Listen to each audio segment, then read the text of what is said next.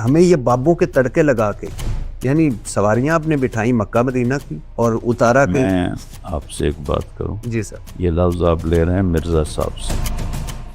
نہیں میں نے سنا یہ لیکن میں نے پڑھا میری بات سن، جی پھر خود پڑھا نا میری سن. جی سر اس طرح کہنا جو اس نے کر لیا باب تشیع کوئی نہیں، یہ بہت بڑی گمراہی ہے. اس کو وہ کہہ رہا ہے چشتی دجال. حضرت تھانوی رحمہ اللہ تعالیٰ ایک بہت بڑی علمی شخصیت ہے، ان کو کہہ رہا ہے تھانوی دجال. ابو بکر شبلی رحمۃ اللہ علیہ ان کو کہہ رہا ہے شبلی دجال. یہ زبان مت استعمال کیا کریں بابے، یہ سب اللہ کے نیک بندے تھے. یہ ٹرم آپ کی بہت غلط ہے، یہ اس نے بابے بابے اس نے گمراہی پھیلائی اور بہت بدتمیزی. دعوت دینے والا بدتمیز نہیں ہوتا، جس میں بد اخلاقی ہے، جس میں بدتمیزی ہے، وہ دین کا داعی نہیں ہے، کسی اور چیز کا داعی ہے. اچھا سر، رائے ونڈ والوں پر اکثر میں سوچتا ہوں کہ یہ ابھی اپنے انجینئر محمد علی مرزا کو ان کا میں ایک لیکچر سن رہا تھا. انہوں نے اس لیکچر میں جو رائے ونڈ کی کوئی جو کتاب ہے جو نصاب ہے فضائل اعمال، اس پہ گفتگو کی. میں نے سوچا کہ یہ فضائل اعمال پہ یہ کوئی یک طرفہ نہ ہو. میں نے خریدی وہ فضائل اعمال منگوائی، اور اس میں اب اللہ رسول یعنی نام رائے ونڈ والے چلے، مجھے ان کے بہت بڑا کام کر رہے ہیں وہ. اللہ 5 بر اعظموں میں تبلیغ اسلام کا نام، ان کی نیت پہ شک نہیں، ان کے کردار پہ شک نہیں. بڑے بڑے علماء بزرگ جید گزرے ہیں، اور وہ نبی کی ایک سنت ہے. اب تو نبی نہیں آنے، اب تو آپ نہیں جیسے آپ کہتے ہیں، لیکن قرآن حدیث مطلب اللہ رسول کی باتوں کو انہوں نے بابوں کے ایسے تڑکے لگائے ہوئے ہیں. مثال کے طور پہ میں چند چیزیں آپ کے سامنے، فضائل اعمال جو نصاب ہے رائے ونڈ کا، اس میں مولانا زکریا کی لکھی ہوئی کتاب ہے. یہ وہی مولانا زکریا ہیں جو 1926 میں تبلیغی جماعت کے بانی تھے، آپ کو تو پتہ ہی ہے. مولانا الیاس کے بھتیجے اور داماد، اور وہی مولانا زکریا جن کے پیر خلیل احمد سہارنپوری تھے.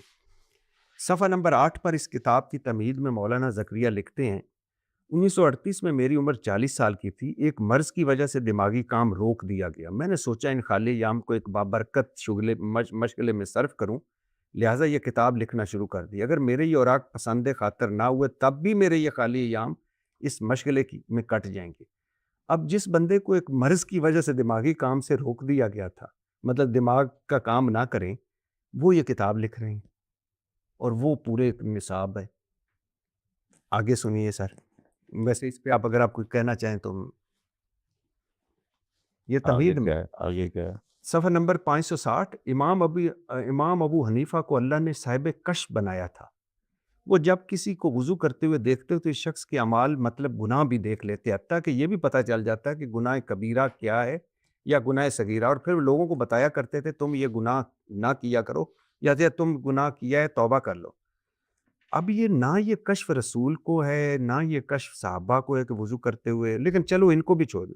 اللہ تو ستار العیوب نہیں ہے گناہوں پہ پردہ ڈالنے والا. کہ کیسا ایک امام ابو حنیفہ سے اس کے ساتھ گھڑ دیا کہ وہ لوگوں کو بتا رہے ہیں کہ تو ہن گناہ کبیرہ کر کے آئے، ہن گناہ صغیرہ کر کے آئے.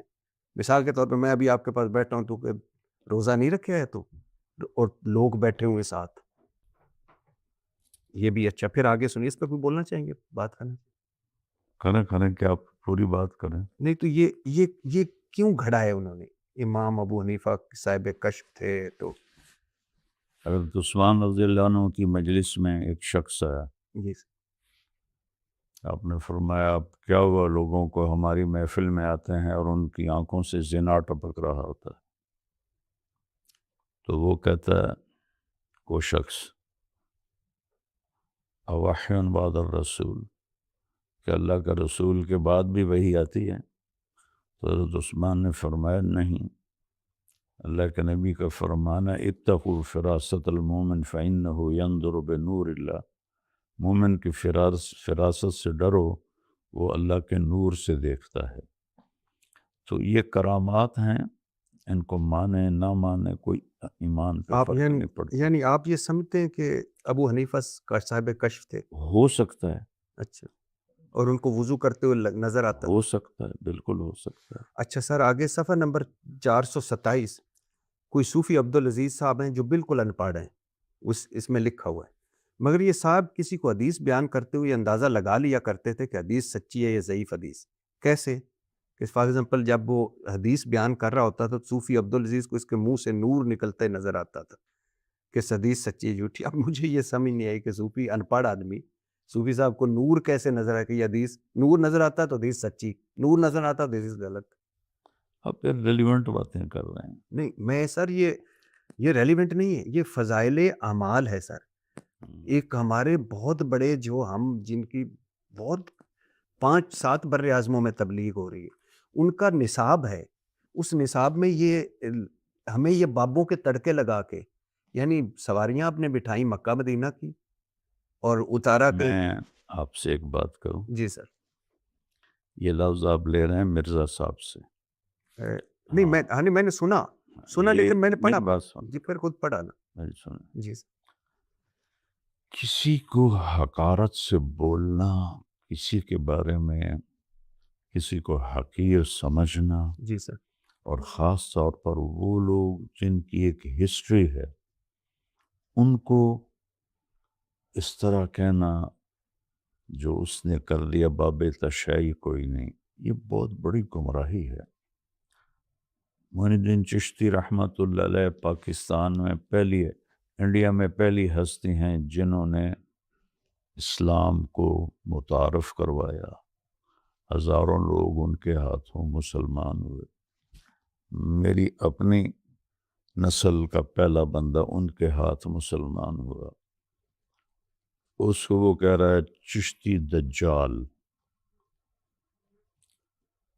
حضرت تھانوی رحمہ اللہ تعالیٰ ایک بہت بڑی علمی شخصیت ہے، ان کو کہہ رہا ہے تھانوی دجال۔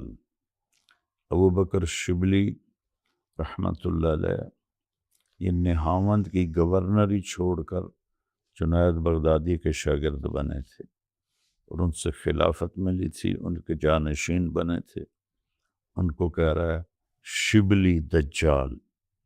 یہ زبان مت استعمال کیا کریں بابے، یہ سب اللہ کے نیک بندے تھے، لکھنے والے سے اونچ نیچ ہو سکتی ہے، لیکن جی ان لوگوں کی میں کوئی اس کی وکالت نہیں کر رہا، اس میں کوئی مگر موضوع چیز ہے تو ہے۔ طریقہ یہ ہوتا ہے خذ ما صفا ودع ما قدر۔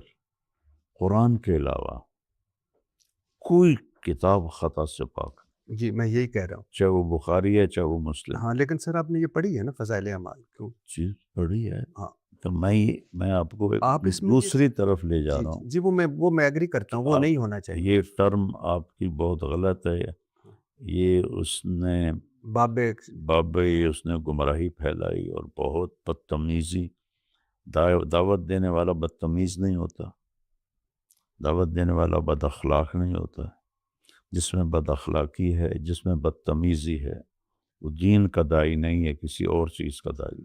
چلو سر، میں تو سر اس پہ ہوں کہ یہ جس میں یعنی ان کو بدل لینا چاہیے فضائل اعمال میں، اتنا بڑے یہ سیٹ اپ ہے۔ مولانا زکریا کہتے ہیں کہ میرے آ گئی ہے منتخب احادیث آ گئی ہے۔ مولانا زکریا صاحب کہتے ہیں کہ جب میرے والد کو دودھ چھڑایا گیا تو وہ پاؤ بھر سپارہ حفظ کر چکے تھے۔ امام ابو حنیفہ 40 یا 50 سال عشاء کے وضو سے فجر پڑھتے ہیں، آپ پتہ نہیں کس سے پتہ چلا۔ شیخ عبدالقادر جیلانی 12 سال جنگلوں میں پتے کھا کر گزارا کرتے۔ شیخ عبدالقادر جیلانی ماں کے پیٹ سے 14 سپارے حفظ کر کے آئے۔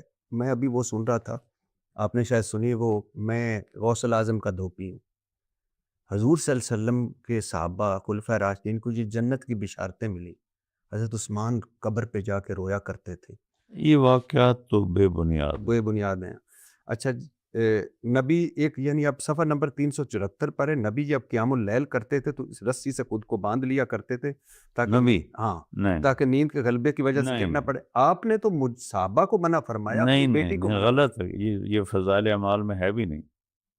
صفحہ نمبر 374 پہ نہیں، آپ دیکھ لیجئے گا۔ میں آپ کو واٹس ایپ کرتا ہوں۔ اللہ کے نبی نے سر کے بال باندھے ہوں، نیور، نیند کے غلبے سے میں آپ کو نیور سر، نیور۔ اچھا صفحہ نمبر ہے بھی صحیح تو غلط ہے یہ۔ اچھا ایک صحابی پیرے پر معمور تھے 67 صفحے پہ، نماز پڑھنے لگے تو حملہ ہو گیا، تیر لگتے رہے، خون بہتا رہا، وہ نماز پڑھتے رہے۔ اب امام ابو حنیفہ کے نزدیک تو خون بہنے سے وضو ٹوٹ جاتا ہے، یہاں انہوں نے امام فے کر کے امام شافی کر دیا۔ اچھا آگے سنیے، ایک سید صاحب نے 12 دن ایک وضو سے نماز پڑھی، 15 سال اپنے جسم کو لیٹنے پر آمادہ نہ ہونے دیا۔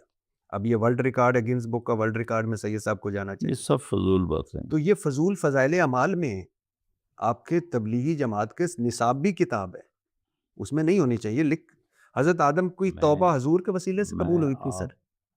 کی خدمت میں یہ گزارش کرنا چاہتا ہوں، جی میری ذات سے متعلق سوال کریں، یہ میری ذات سے متعلق نہیں ہے۔ سر آپ اس تبلیغی جماعت میں تھے، آپ میں ہوں، میں اب بھی ہوں، لیکن آپ ان کو رد کرتے ہیں۔ میں رد کرتا ہوں، جو غلط ہے وہ غلط ہے۔